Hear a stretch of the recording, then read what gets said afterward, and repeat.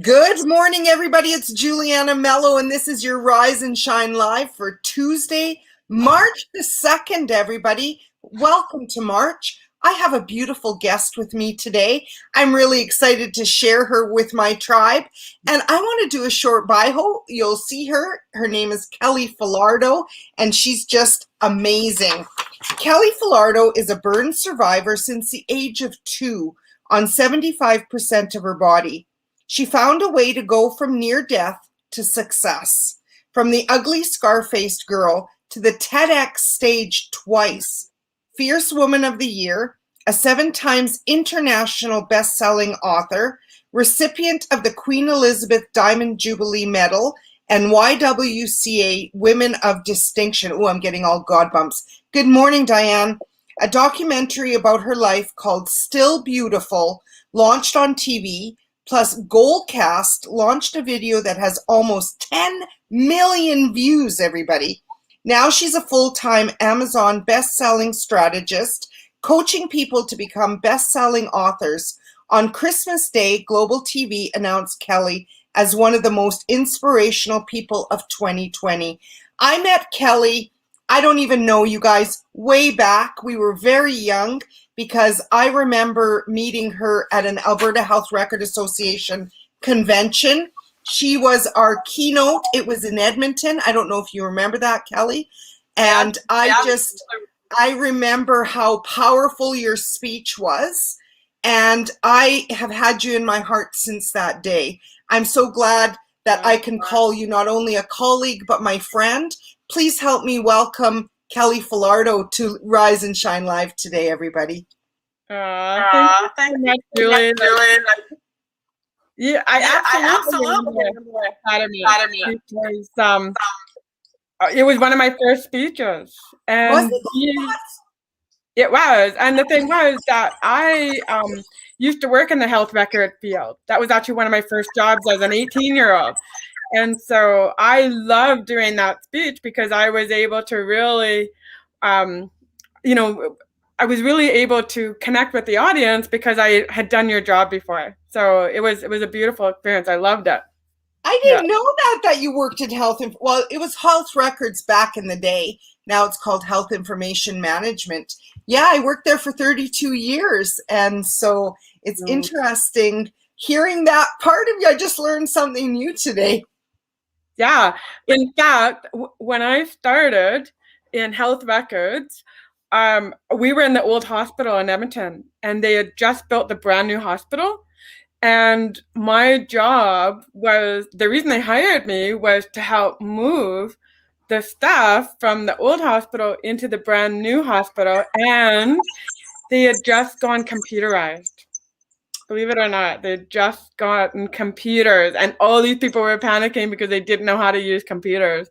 It was crazy. What a big job. I remember, over my 32-year career, having opportunity where, the new hospitals, when the Alberta Children's moved from Richmond Road to off Crowchild, where it is now by the university, and even with South Health Campus when it opened up. Like, that's a big job when we move hospitals and departments. And so, wow. Well, the other cool thing about that whole experience was that the hospital that I worked in was actually the hospital that I recovered in. So when I got burnt as a 2-year-old to most of my body, that was the hospital I was in, the old hospital. And so I have some experiences where nurses have actually tracked me down, and doctors have tracked me down. And my job at that time in health records was to go from unit to unit to unit and pick up the old charts and then deliver them their new charts. And so one time the nurse stopped me and she said, "You're Kelly, aren't you?" I'm like, "Yeah." She goes, "You're the 2-year-old that got burnt in 68. And I'm like, "Yeah." And she goes, "This was your room." I was like blown away. And then one time too, the doctors were there because the doctors had to come and they had to transcribe their medical charts. And so I would have to get them their charts so they could do that. Well, this one doctor stopped me and he goes, "Kelly." I'm like, "Yeah." He goes, "Oh my God, you were the 2-year-old, weren't you?" I'm like, "Yeah." And he goes, I'm Dr. So-and-so, and I operated on you at one point. And I was like, oh my God, like so many little experiences like that. Wow, Kelly. I mean, your story is profound. I was there when at the movie premiere, and it's really a tough story to watch as an outsider. I can't imagine. How did you deal? I mean, if I can just ask you what I'm feeling on my heart is, how did you deal with the post-traumatic stress disorder? Like, I mean, when I saw that, maybe you can share this of how you were burnt.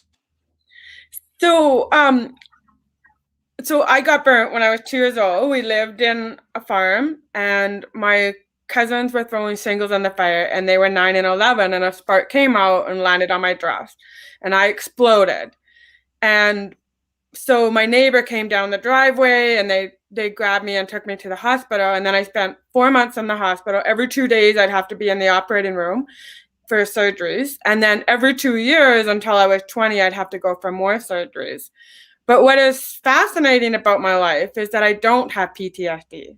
You don't. So I please don't. forgive me because yeah. Yeah, no, you would think that I would, but I think it's because I don't remember the accident at all.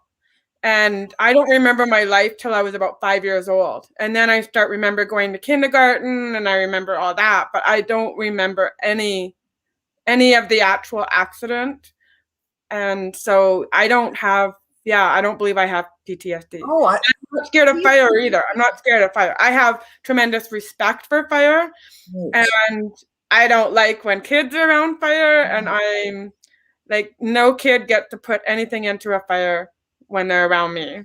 So I'm very Well, strict yeah, about. you were such a little girl, 2 years old. I'm sorry for assuming that. That was just something. No, no, that's okay. I didn't know that. So that Yeah, would be something that people, I suppose, in a way, that's a blessing then that you don't remember because your healing, started quite early, right? Because you don't remember the exact accident. yeah, You just know this is what happened to you, and then you were able to move forward. However, I know, Kelly, I know our stories aren't the same, but they're similar in a lot of ways with people calling you names, people not being kind. Even when I was reading your bio and I was, when people called you the ugly scar-faced girl, even saying those words, Kelly, because I don't see that. Ever since I met you, you're the kindest, most giving from your heart person that I know. You always say, "Hey, gorgeous, how are you, sweetheart?" Like, you're so beautiful with your words. You're so beautiful inside and out that I don't see the scars. And as someone that was obese her whole life, I know how hard it is when people call you names. And even today, as I'm growing and learning and healing, there's still moments along my journey that I'm like, why are people so mean? Like, why did God create his people to be so mean? And yeah.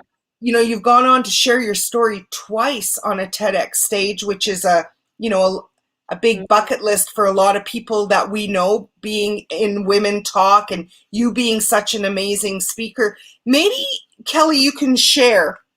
We know how your journey started at 2 years old. What do you see as the gifts in your story? Well, I believe Oh, we froze a little bit.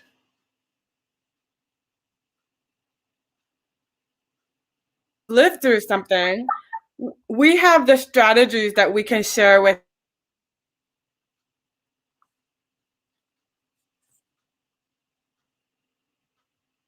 the person to write the book is because they lived through it. So for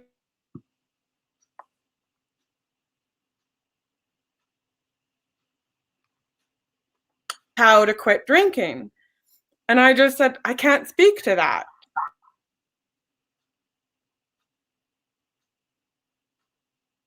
You, okay, I want you to go speak to your group and teach them what it's like to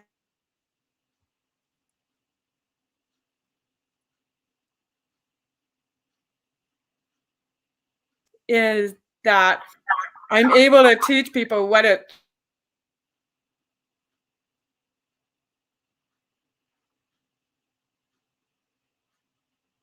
stare at me. And that's okay.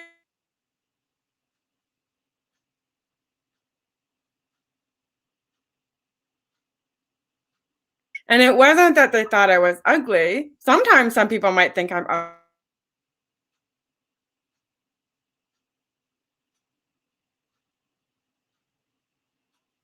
A friend of mine and we went to the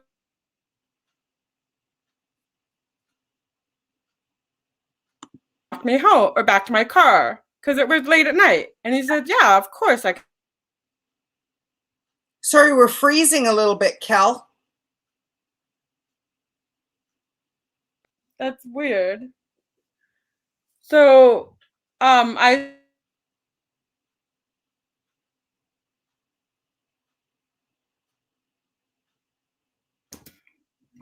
I'm gonna go onto my phone. How about that? Sure.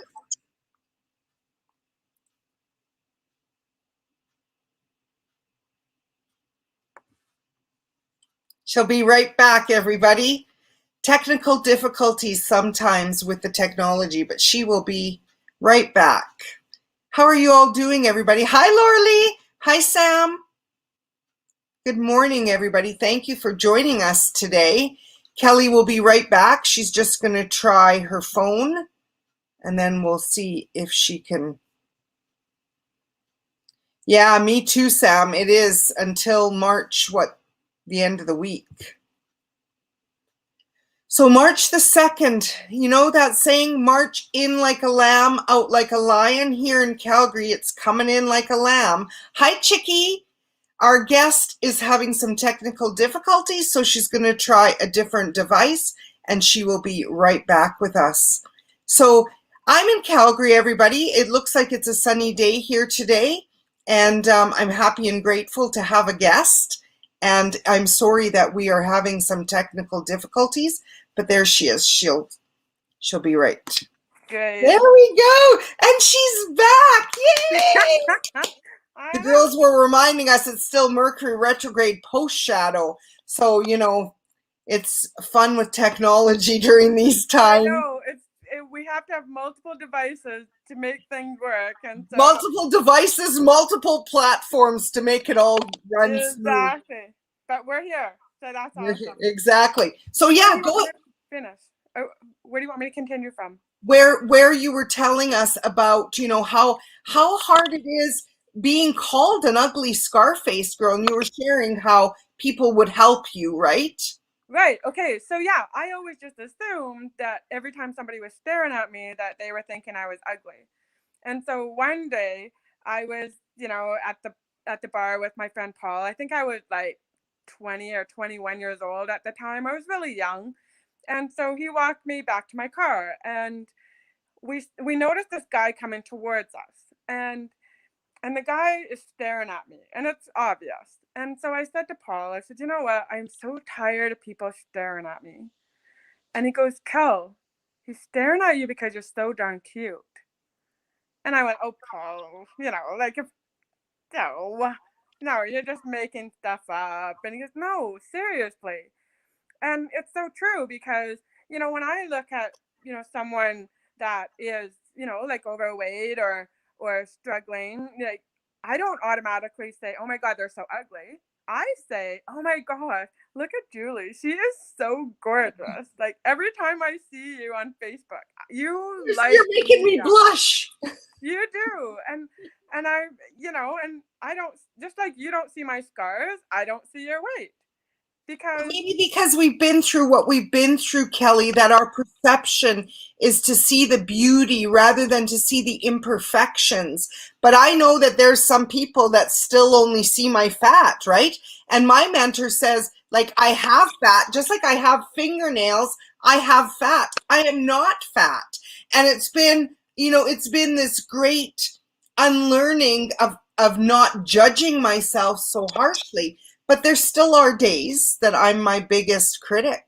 Totally. I mean, me too, right? And, I'm single again, and same thing. It's like, okay, what is it? Why do men not want me, right? Then there's that part of me that says, is it my scars? Is it something I did? Is it because I'm, a speaker? What is it? Right? But, I have to understand that it's not about the scars. And Mm. if some guy doesn't want me because I've got scars on my body, that's too bad. I don't want to be with a person that isn't going to love me for who I am, or Right. love me for my scars, or whether I'm overweight, whatever that is. It really doesn't matter.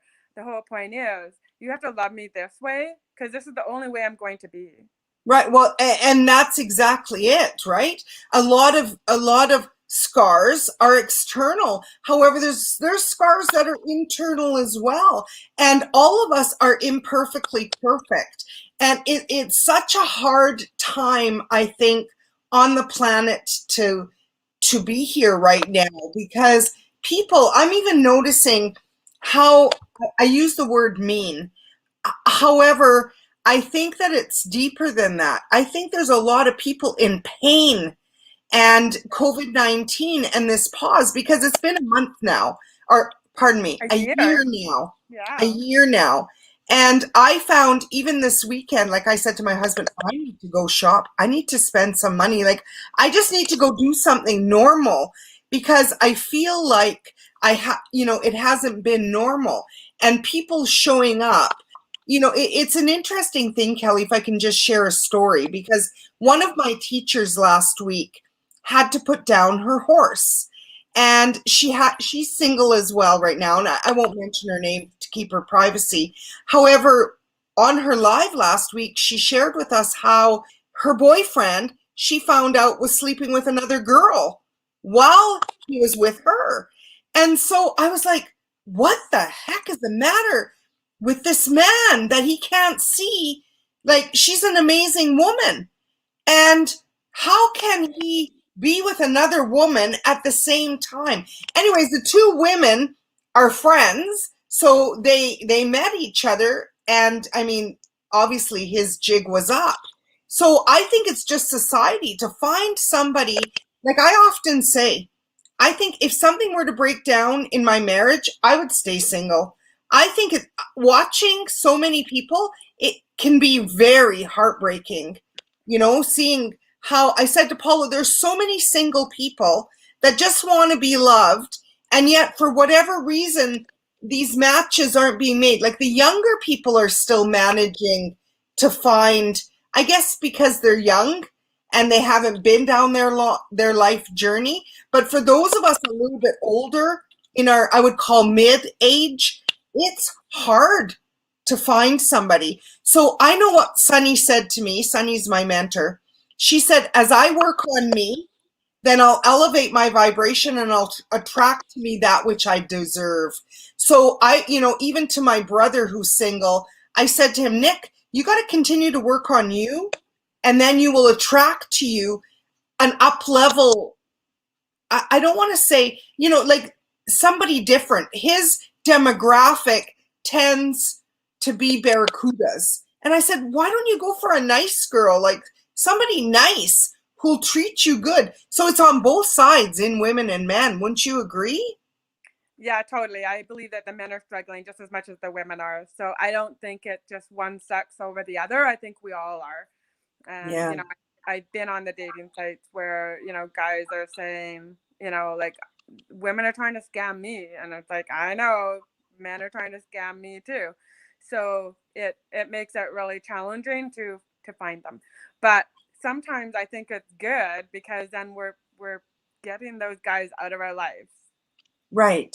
And that's the other thing too, right? As your energy grows, Kelly, you are this amazing speaker. You've been on TEDx twice. So, a lot of times we don't see ourselves as others see us. So, allow me to just elevate you today to the truth of who you are as this amazing being, this amazing female that is powerful, that yes, is seeking love. And yes, you deserve it, Kelly. I want to, just make sure that I mirror that back to you, that you are deserving of it. And that, I guess when, that question was, what's the gift in your story? But more than that, what's the gift in each lesson, right? That's an interesting question. Would you see gifts in these lessons of these men? Well, absolutely, right? Like I think there's a gift in everything that happened to us. And like even the point that I lost my baby, right? I lost a baby. I delivered a stillborn baby. And so, most people would say that that's a horrible, tragic thing. And it is. It's very tragic to lose a little baby. But the gift in it is that I had twin boys. I never would have had these twin boys if I would have had her. We would have stopped at having two girls. And so that brought me great peace, knowing that there was a gift in her passing. I mean, yeah, tragic. And, I don't want to lose anybody to lose a baby, but I wouldn't have had those beautiful twin boys that I have. Right. And Yeah. so I believe that everything happened to us for a reason. And I hated that. Like when people would say that to me when I lost my baby, they would say, oh, everything happens for a reason. I'm like, don't even go there, because I was not ready to hear that. But then after I got pregnant with the twins, I knew that that was my purpose, was to bring those twins into the world. Right. So, going back to the whole dating thing too, I believe that every man that comes into our life or a woman, is brought to teach us something. And I still remember when I was in my divorce, or going through I was still married, but I wasn't feeling very loved. And I was in a very toxic marriage, and it was horrible. There was some good times, but there was a lot of bad times in it. And so one of my friends came into my life that was my secret crush from high school.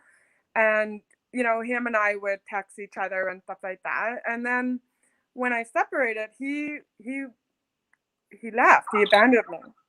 Or I could say that he abandoned me. And something had happened, and he just like, I can't be your friend anymore. He won't admit that, but that is what happened. And it was hard for me to see that this friend of mine, who had been my friend since I was like 16, decided he didn't want to be my friend anymore. And at one point I thought he was the man that I would marry, right? But he wasn't. And he's down in the US.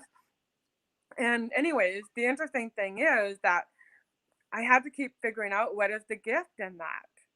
And the gift in that is that he came into my life, or back into my life, when I was trying to decide whether I should leave my marriage or not. And while I didn't feel beautiful, I didn't feel like a man would want me. And he helped me to discover that a man would want me. And because my whole adult life was with my husband, or my ex-husband now. And so I didn't see how I could live without him. So that's when this guy came into my life, was to show me, no, look, someone is going to want you. And what happened is, before I left my husband, he said to me one day, he said, and he was really drunk, so I have to give them this. He says, I often think about, if you and I were separated, you would be a single mom with 3 kids and with the scars on your body. Who would want you? And I was so mad. I was so angry. I was like, you've got to be joking. So you're only with me because you're my hero. And so I really believe that God brought this other man into my life from high school to help me see that somebody else would want me. Right? And to give me that courage, and to give me that push to end my marriage. And so when I was making that decision whether I should end my marriage or not, I said to myself, okay, you can leave. If you leave, though, you have a decision to make. You're going to have to understand that there's consequences. And one of the consequences could be that you're going to be single for the rest of your life. Or the other consequence is that you may find somebody that's going to be the man of your dreams, and the man that's going to sweep you off your feet and want you for the rest of your life. That is hard to say. I bet. But I want to remind you, he wanted to hurt you, right? Because he was speaking in ego. Anyone who would be in their spirit wouldn't say such a thing, because that's not true. It is sad that God made someone for all of us, and that we are not meant to be alone or lonely. Well, and he said that out of fear, right? Like, now that I'm out of that situation, and that happened like 12 or 13 years ago, I can look back at it and say he was saying that because he was worried about being on his own. And he Right, thought by saying that, that would scare me and that would make me stay with him. That's right, why he was right, saying that. It wasn't because he was being an asshole. It was because right, he thought that would keep us safe, keep him safe, right? And then right. because he didn't know what it was going to be like without me, Yeah, right? I hear you because, I even said to my husband the other day, anybody who says that their marriage is perfect is full of crap because marriage takes work. Anybody who's in a marriage, who's in a relationship, it takes work. It takes choice every day to say whether you're going to stay and whether you're going to work on it and what you're going to do in order to heal. And I think that, you know, it does take work and a lot of love and a lot of compassion. Like one of our mutual friend, well, your best friend is one of my teachers, Carrie Cohen, and she taught me the 5 lessons of Earth School, right?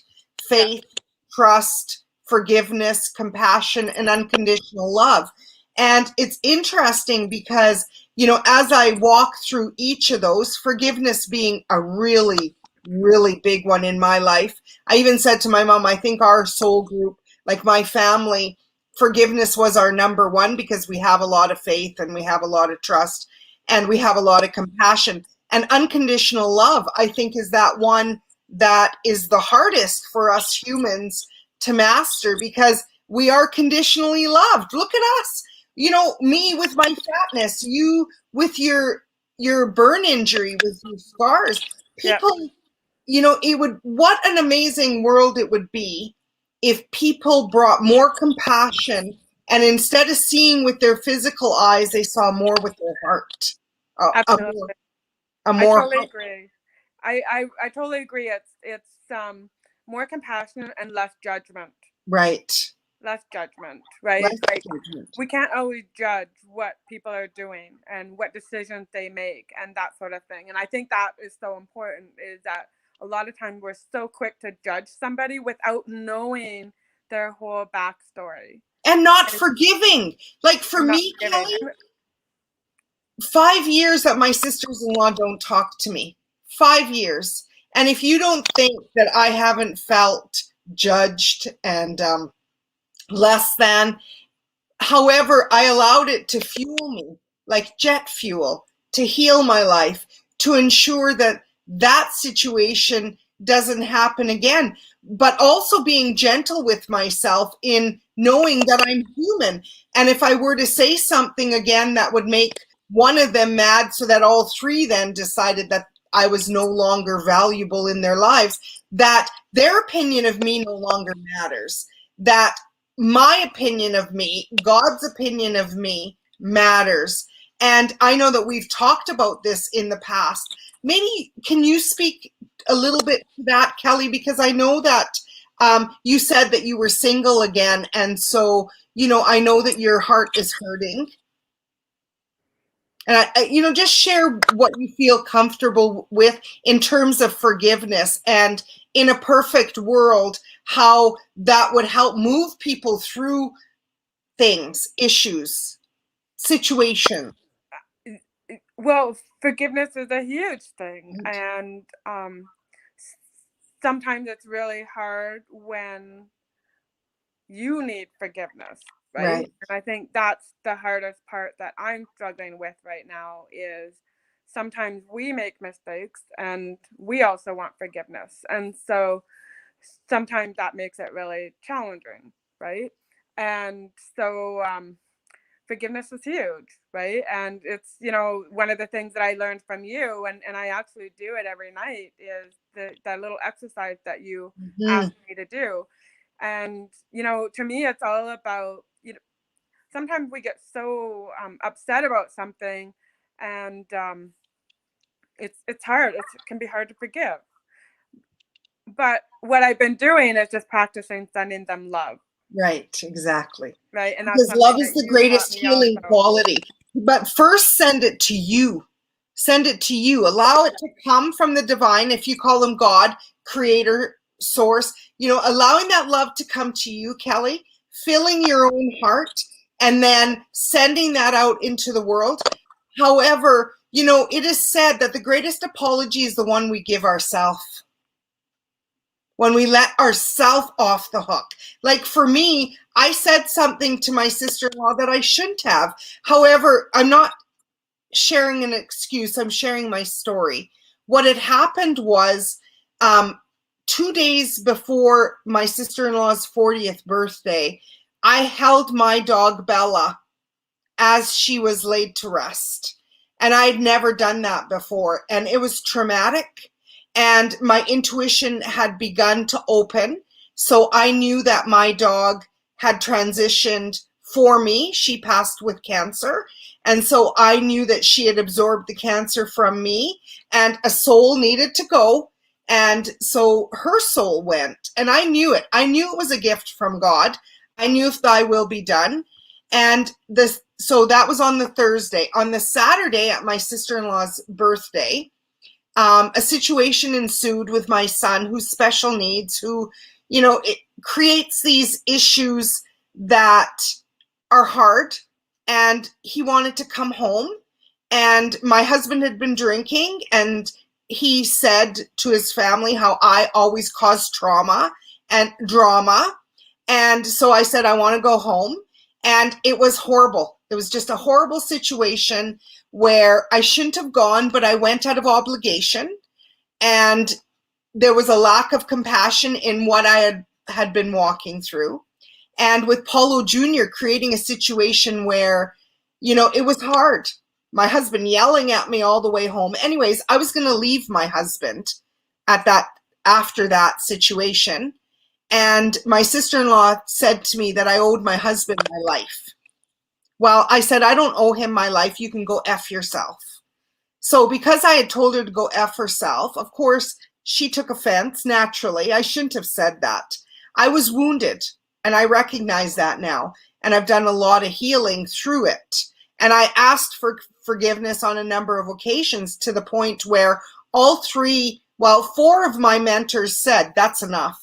You don't owe them any more apologies. You owe yourself an apology, because look at what you were in, and no one is taking responsibility for their part except you. Not your kid, not your husband, not the sisters-in-law. Nobody except me. And so here I am 5 years down the road, where I can finally tell the story that I'm not crying.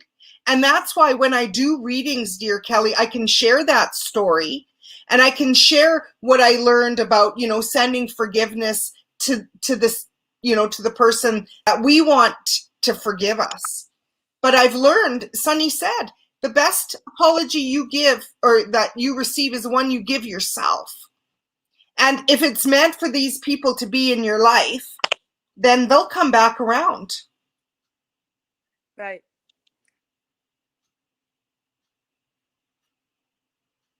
Oh, I think you're frozen again, sister. Me now?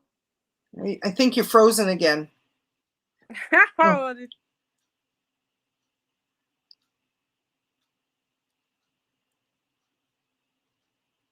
What the heck is going on? I don't know. It must be the Wi-Fi today.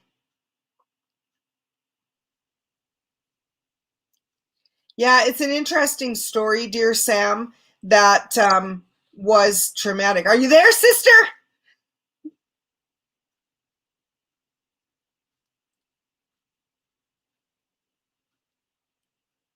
Uh-oh, we lost her. Hopefully she'll pop back in.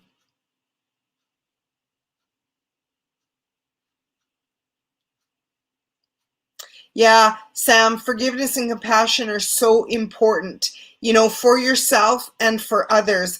And recognizing, like A Course in Miracles teaches, that we are imperfectly perfect. At our soul level, we are whole, perfect, and complete. And unforgiveness blocks the light of the world. And so your job is continue to act in forgiveness of yourself and of others. And allow yourself to share your story so that you can heal and, teach others. Hello! There, she's back again. Oh, yes, we don't have a good connection today, my friend. I'm so sad. Oh.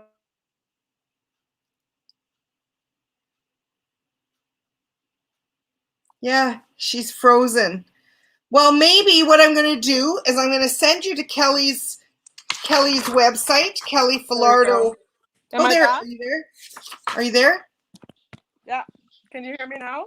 I can hear you. Yeah. Okay, Keeps great. freezing.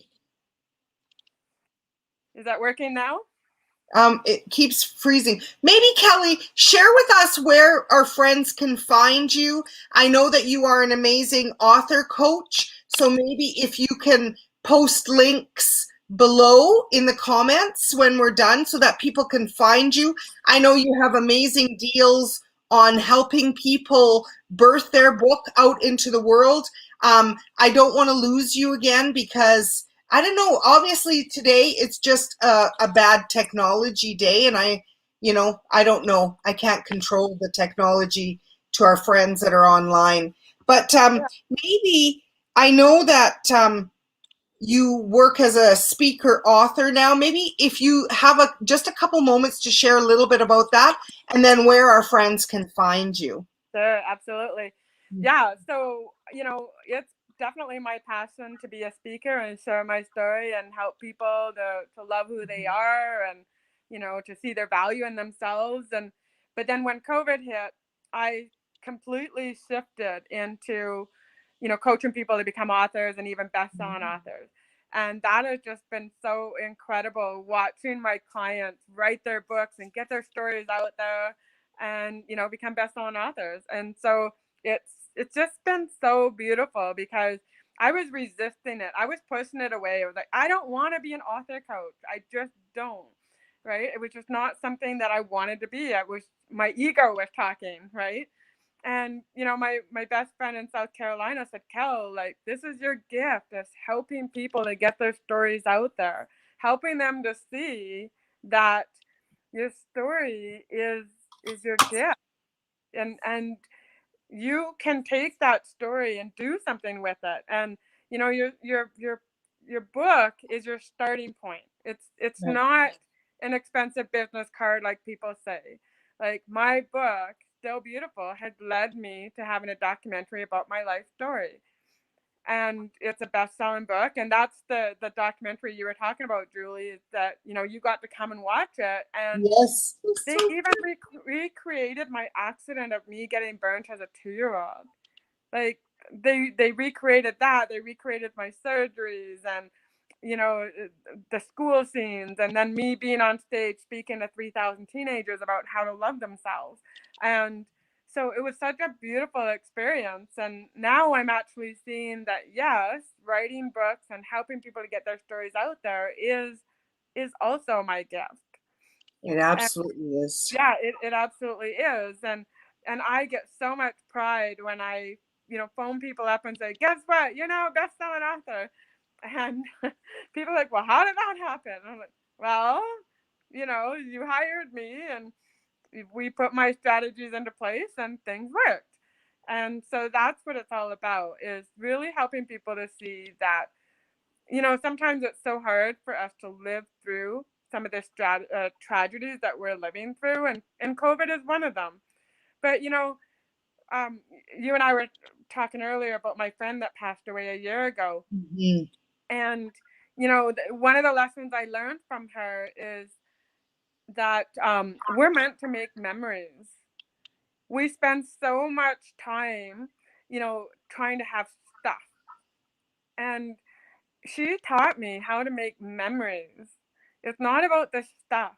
And to me, COVID is a real year of reflection. It's our year where we're supposed to evaluate our jobs, our careers, our lives, our relationships with money, our relationships with ourselves, our relationship with our spouse and our people, like our friends.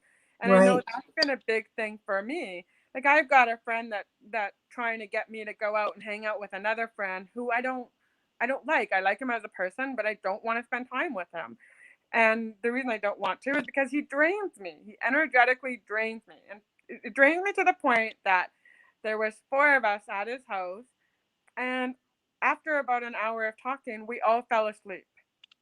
And I'm thinking, now why would I want to spend time with someone that makes me want to have a nap? Right? And I was like, that is just not acceptable to me. And so I want to be with people who empower me, people who have some of the same goals as me, people like you, Julie, who, you know, when I see you, I'm just like, oh my God, I can't get enough of her. Right? But it's taken me work, and what I even said to somebody the other day, like, I don't do any of my work if I'm having a bad day. You know, that means like if my son is acting up, or you know, whatever's going on in the family, or if I'm just not feeling good physically, mentally, spiritually.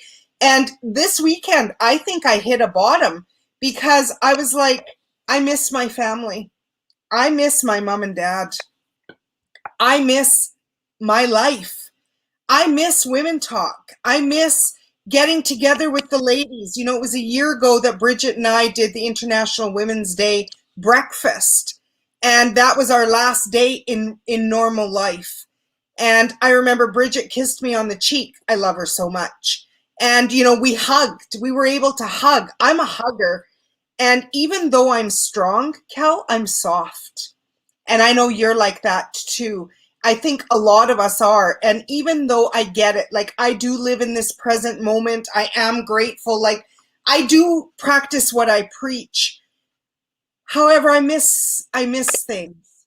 And I think that my intention is to allow others to see God through me in whatever way people believe in God. And that's love. It's to leave others better than when they came to you.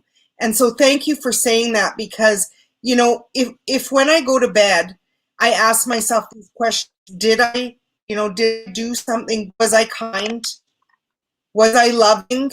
And was I forgiving? Because for me, forgiving is a big thing. I never want anybody to feel like I'm not forgiving them, because I do. However, what I'm learning is that I didn't have those same graces afforded to me by other people. And so through mentoring, I learned that I can't control another person. I can only control me. I can only control what is my belief around the situation, what was my part in the situation, and how can I make sure it never happens again.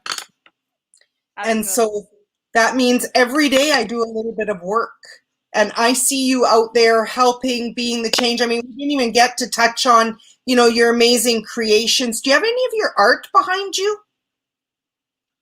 Well, I actually have the blanket. Remember the blanket? Yes, I have my 2 blankets.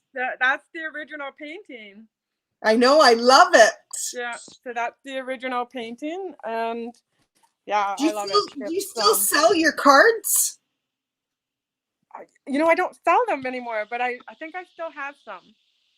I think that you know, you create such amazing, I have some still here, because I mean, I can't remember how many, and you put them in that beautiful gift box, and I give them to special people on their birthday because they're so beautiful. They're a gift in itself.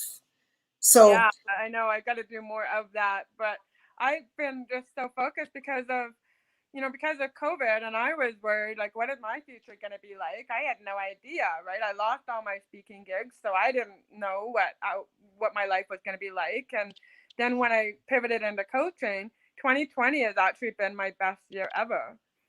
And so it's been awesome to see that it's my best year. But I haven't been painting as much. So I just paint once in a while, whereas before I was painting a lot. But again, because of COVID, I've been so focused on what's going to bring in the most money for me. right. So that's why I've been so focused on, on the coaching part of it, because that's where my biggest money is. And so you coach people online, right? People can virtually talk to you. I know that you know, another mutual friend the beautiful Gloria Capeller. Did she write both her books with you? Yes. In fact, where is, yeah, Gloria. Yeah, behind the eyes. Yeah, behind the eyes. So, I mean, I guess what I want to leave our clients with today is this.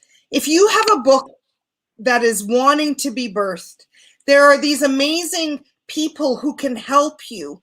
And I know for me that each book that I've written in, which is 21 in 2021, it's another self-love book that's coming out in the near future. And I mean, I know how it's been so cathartic and how I've been able to heal a different part of my soul with each book. And, you know, I can say I am an author, I am a writer, I am a speaker, and this beauty can help you. So her website is kellyfalardeau.com, right, Kelly? Yeah, they can go there. If they want my 7-step blueprint, then what they should do is go to 7stepsauthor.com, and that's where you can get my blueprint on how to publish your book in 7 easy steps. And April 9th to the 11th, I am doing a 3-day live event to teach people how to get their book started and become best-selling authors. And so that is called Best-Selling Author Mastery Live.com.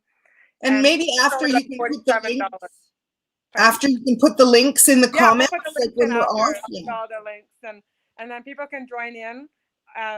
Yeah, it's going to be a fantastic event. It's going to be the first time I've done a 3-day live. I've done like 5-day challenges, but this is the first time I'm going to do 3 days intense training to teach people how to get their book done. And you're actually going to write.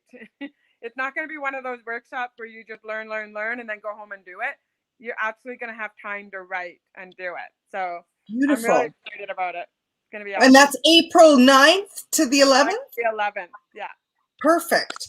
Well, thank you so much for sharing space with me today. I'm sorry that the StreamYard gods, I thought it was in Be Live, but maybe, I mean, obviously it's just the technology today for whatever reason. Thank you for showing up still, Kelly, through all of that. I love and appreciate you for what you've done in my life, for the model that you've been all these many years. Like I worked at AHS for 32 years, and that was an early convention. So I don't even, I mean, maybe in the late 80s?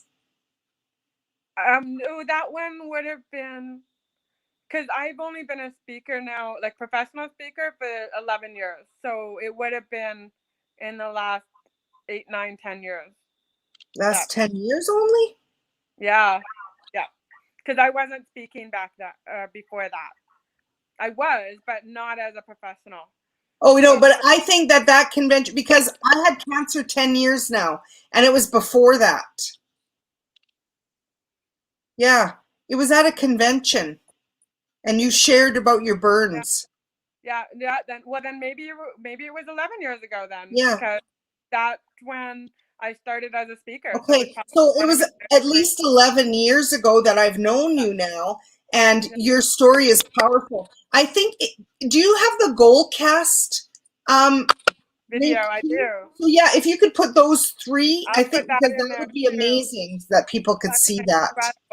Incredible video. What they did is they took the trailer from my documentary and they implemented some other content, and they created this beautiful 4.5-minute video. It's just incredible. It's like, every time I see it, it makes me want to cry. It's so hard to believe that that's my life, right?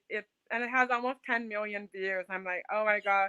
When it first came out, my daughter and I were watching it, and we reached 1 million views in 6 hours. It was just incredible how this video took off. And yeah, it's just, like, and I don't ever want anybody to think that I'm bragging. You're not. Hey, this is a platform. This is a stage, sister. No bragging. And you know what? You deserve it. 10 million views, our friends. Goalcast is an amazing platform. I'm sure a lot of people have seen them. They create videos of stories of people's real life.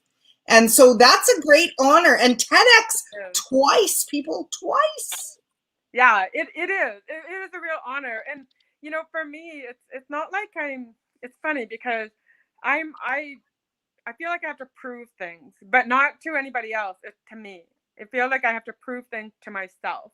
I have to prove to myself I can do it.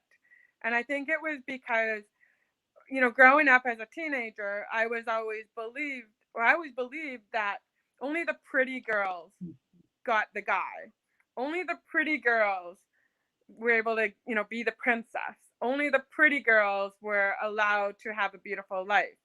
And I think back in my, you know, when I was a young girl, it was just like, heck no. Like, what about us? Like, yeah, I'm the ugly Scarface girl, but what about me? I may never be that princess, right? But I am still going to be my own version of a princess. Right? Honey, you're not a princess, you're a queen. You're a goddess. And never allow yourself to shrink your light because other people can't see your magnificence. Right. This is my message to you today.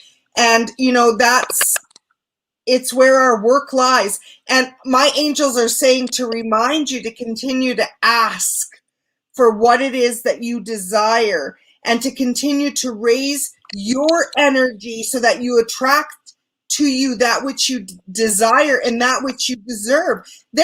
Kelly, before we go, let me just bring your attention to, there are men that like the 1,000-pound sisters. Like, there are men that love feet. There are men that love like all different kinds of things. And I mean, we like men, so this is nothing wrong with women who like women or men who like men either. There's somebody for everyone. However, Kelly likes men, so we want to focus on seeing Kelly happy, healthy, thriving in her queendom with everything that you desire, Kelly, and recognizing that, you know what, you just got to say next. And what's that prayer? If you love something, set it free. If it comes back, it's yours. If it doesn't, it never was. I know, sister, how hard that is because I was the person that wanted to keep everybody my whole life. Yeah. So, I mean, letting people go is hard. And for whatever reason, now we've got clicking on the line, and I'm not typing, so I don't know. I don't know. We've had technology issues, but we didn't give up. And that's right. Never give up. Never give up. I'm holding the vision with you. I thank you for being here, honey. And I hope that we can do this again sometime. Absolutely. Anytime. Call me. I'm here for you. Thank you. Thank you. I love you too. Thank you guys for showing up. We wish you a peaceful, restful day with your technology. Bye, everybody. Bye.